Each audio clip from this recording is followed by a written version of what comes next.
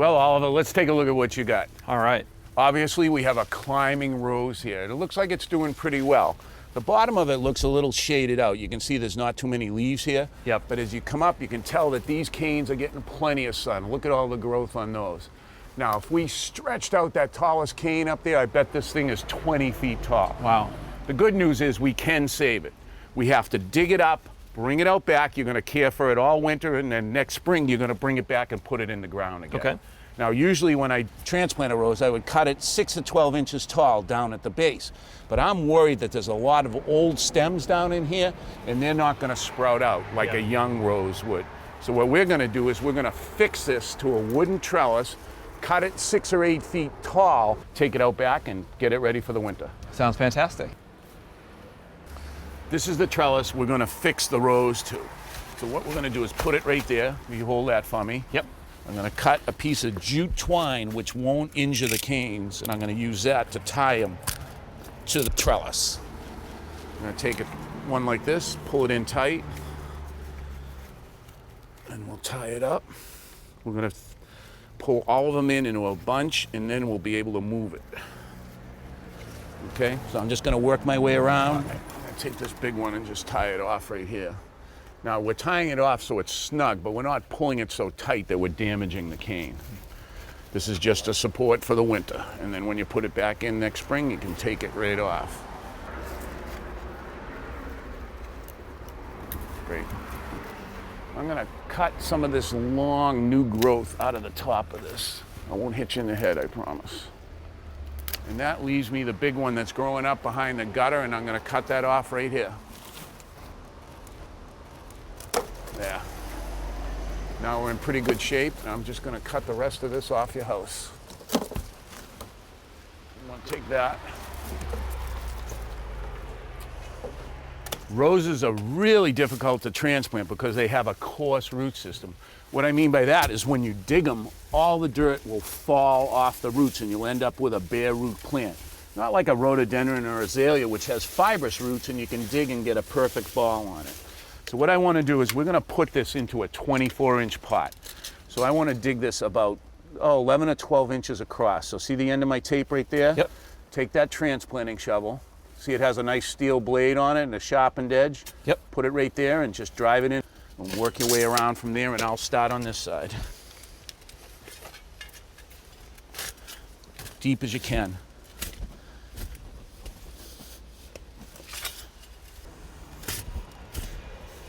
No, surprisingly, I'm getting down pretty deep. Soil's really dry.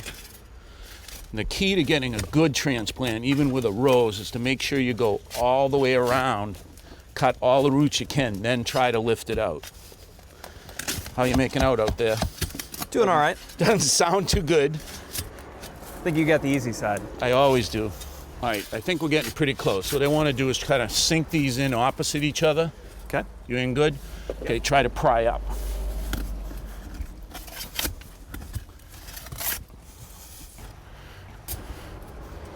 All right, I think that's just about ready to come out. All right. Let's get the pot ready. Now, this is a pot a tree came in that we're reusing. First thing we did is we took some 2x4s and screwed them into the side. What we're going to do is set the plant and the trellis in here, and then we're going to screw the trellis to these for support. Okay. But before we do that, we need to fill it 6 or 8 inches deep. What we have here is a mix of topsoil, compost, and sand, and I've put in some rose fertilizer. I'm going to mix that together, and then I'm going to put it in the pot.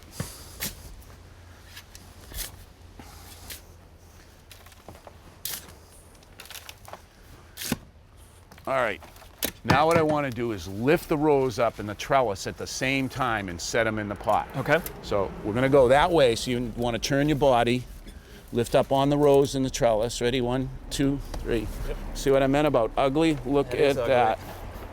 Set it right in. And that looks like it's going to fit pretty well for us. So what I want to do first now is take some loam, take some of that mix and put it right around here. We're going to steady it in place.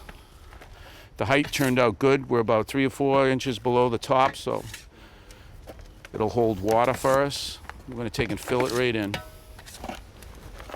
That looks pretty good for now. Would you grab that screw gun and screw this in? Yep.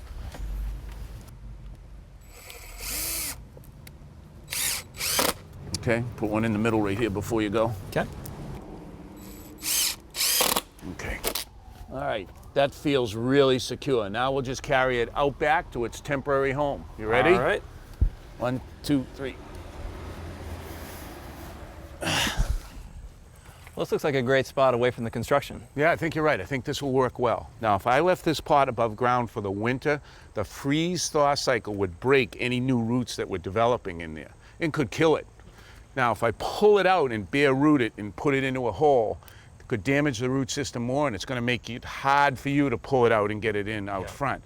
So what I want to do is put this pot right into the ground. The whole thing? The whole thing. If you look over here, you can see I dug a hole as deep as the pot and a little wider, and we're going to just backfill all the way around it. The pot and everything? Right. We're going to insulate the pot. We're going to insulate the plant. It'll just be a great way for you to get it out in the spring, too. All right. You ready? Absolutely. All right. I want to turn this a little bit. All set. It's going to slide right down. Good. All right. We'll set it in the middle. That's good. Now, grab that shovel and start putting some soil around it. All right.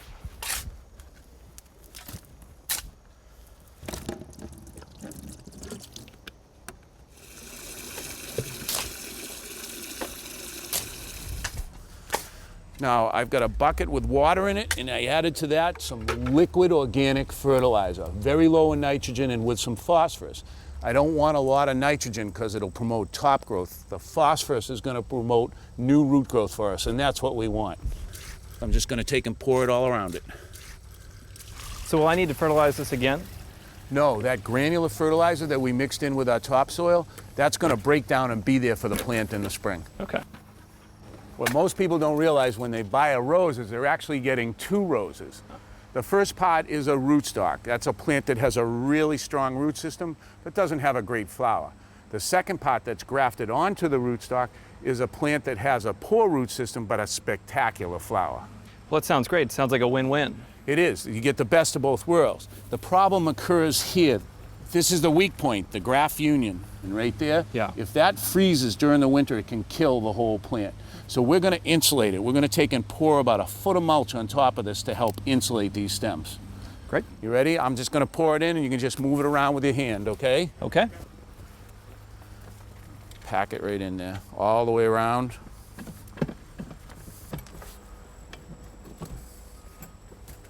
All right, I'm going to put a little in the back, and then we're in really good shape. Looks good. Now, normally I wouldn't allow anyone to push this much mulch up against the stem of a plant, but this is the perfect thing to help this rose get through the winter.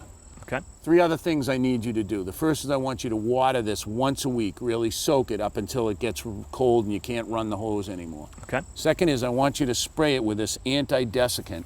This actually is waxy substance that'll seal the leaves and keep them from drying out. Now, right before the dead of winter, I'm going to have you take some burlap. You're going to wrap it all the way around the plant, up where these leaves are, and this will also help protect the leaves and stems through the winter. All right, I think we are good to go. Well, this looks fantastic. Thanks, Roger. We're very excited to see this in the ground in the spring.